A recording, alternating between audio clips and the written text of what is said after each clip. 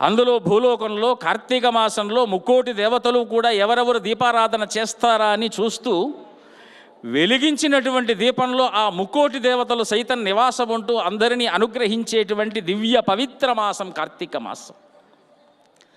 అందుకే ఈ మాసంలో స్నానం చేసిన ఫలం. మామూలుగా మనం రోజు స్నానం చేస్తూ ఉంటాం, కానీ కార్తీక మాసంలో విశేషంగా భగవత్ స్మరణతో చేసేటువంటి స్నానానికి విశేష ఫలం. దానమాసం,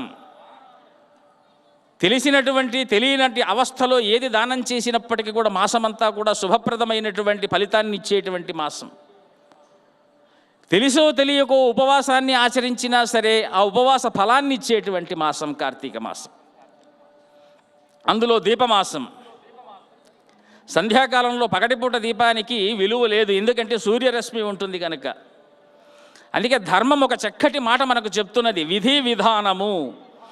ఈ రెండిటిని తప్పి ప్రవర్తిస్తే ధర్మము నువ్వు చేసినప్పటికీ కూడా దానికి వన్నె ఉండదయ్యా. ఏ విధిలో ఏ విధానాన్ని ఆచరించాలో ఆ సమయంలో ఆ పవిత్ర కార్యాన్ని మనం సలపటం చేత లోకంలో పవిత్రత అనేటువంటి ఒక శక్తి విజృంభిస్తుంది. ఇదే సనాతన ధర్మం అన్నారు. అందుకే కార్తీక మాసంలో సంధ్యాకాలంలో మనం వెలిగించేటువంటి ఒక చిరు దీపానికి లోకానికి దివ్య జ్ఞానాన్ని ప్రసరించేటువంటి శక్తి. అందులో కోటి దీపాల యొక్క ఉత్సవంలో ఎంతటి శక్తి ఉద్భవించాలి.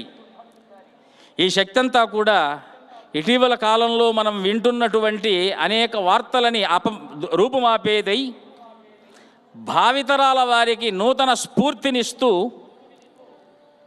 మనకు ఆధ్యాత్మ శక్తిని పెంపొందించేటువంటి హైందవ రాష్ట్రంగా మన దేశాన్ని తీర్చిదిద్దాలి అని ఆ దీపస్వరూపిణి అయినటువంటి అమ్మవారికి నమస్కరిస్తూ,